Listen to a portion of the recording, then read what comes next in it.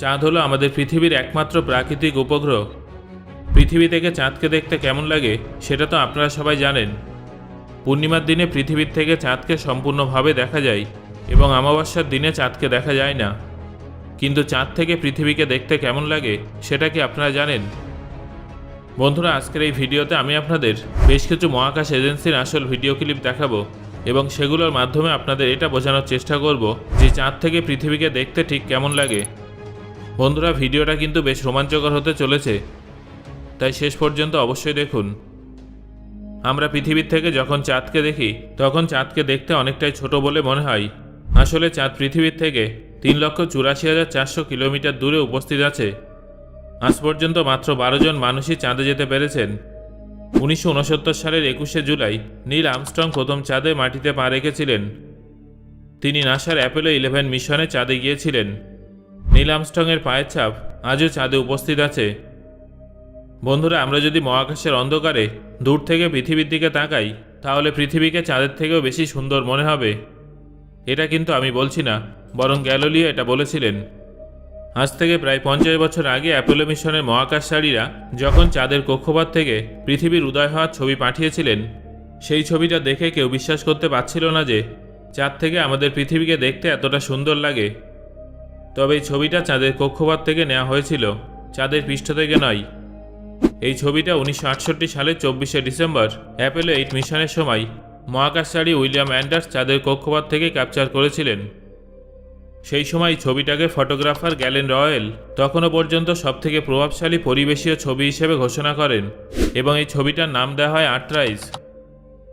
চাঁদ থেকে আমাদের পৃথিবীকে ঠিক কেমন দেখতে লাগে সেটা বোঝার জন্য আমাদের চাঁদের গতি সম্পর্কে বুঝতে হবে। পৃথিবী থেকে আমরা চাঁদের একটা দিকই দেখতে পাই। পৃথিবী থেকে চাঁদের অন্য দিকটা দেখা সম্ভব নয়, কারণ চাঁদ পৃথিবীকে প্রদক্ষিণ করতে প্রায় 28 দিন সময় নেয়। চাঁদে 14 দিন আলো থাকে এবং 14 দিন অন্ধকার থাকে। মানে চাঁদে পৃথিবীর একটানা 14 দিন দিন থাকে আর 14 দিন রাত থাকে। এটা এই জন্য হয় কারণ পৃথিবী 24 ঘন্টায় তার অক্ষের উপরে আবর্তন করে। অন্যদিকে চাঁদ নিজের অক্ষের উপরে 28 দিনে একবার আবর্তন করে। 1966 সালের 23শে আগস্ট চাঁদ থেকে প্রথমবার ছবি ক্যাপচার করা হয়েছিল। লুনার অরবিটার 1 থেকে এই ছবিটা ক্যাপচার করা হয়েছিল। এটা ছিল চাঁদের কক্ষপথে প্রবেশকারী প্রথম আমেরিকান স্পেসক্রাফট। এই স্পেসক্রাফটটা মূলত চন্দ্রপৃষ্ঠের ছবি ক্যাপচার করার জন্যই ডিজাইন করা হয়েছিল।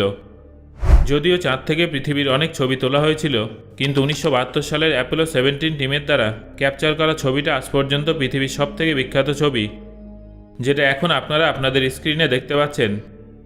এই ছবিটার নাম দেওয়া হয়েছিল দ্য ব্লু মার্বেল। বন্ধুরা, চাঁদ থেকে পৃথিবীকে কেমন দেখতে লাগে সেটা তো আমরা জানলাম। এবার আপনাদের জানিয়ে দেব যে সৌরজগতের অন্যান্য গ্রহ বা উপগ্রহ থেকে আমাদের পৃথিবীকে কেমন দেখতে লাগে।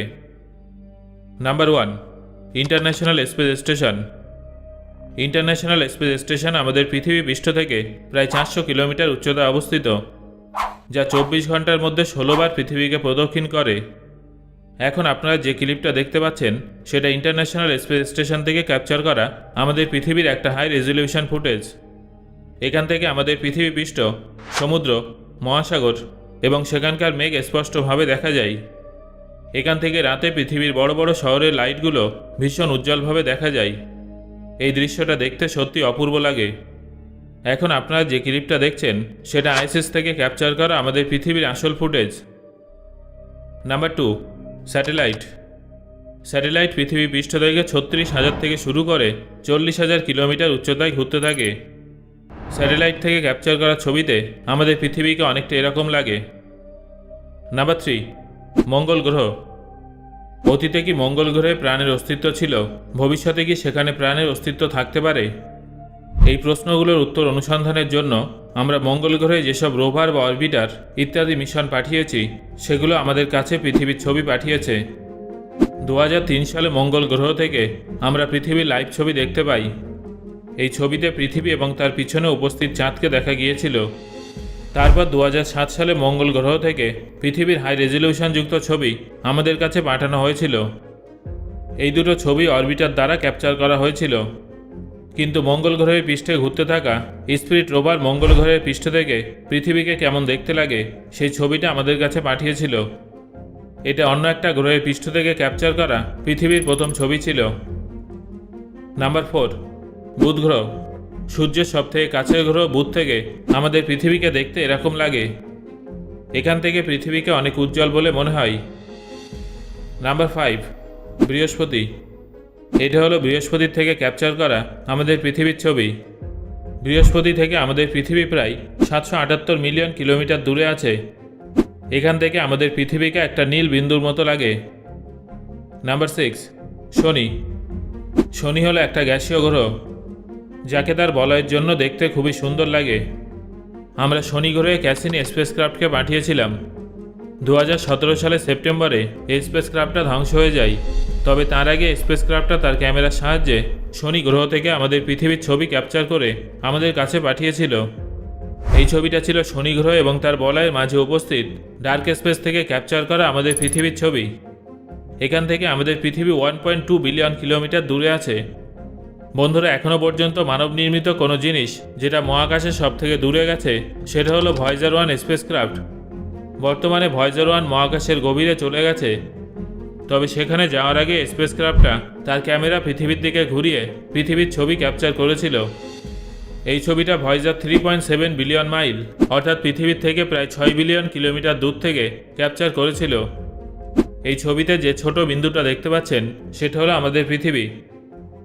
সো বন্ধুরা, এতক্ষণ ধরে আপনারা দেখলেন যে বিভিন্ন গ্রহ, উপগ্রহ বা স্যাটেলাইট থেকে পৃথিবীকে দেখতে কেমন লাগে।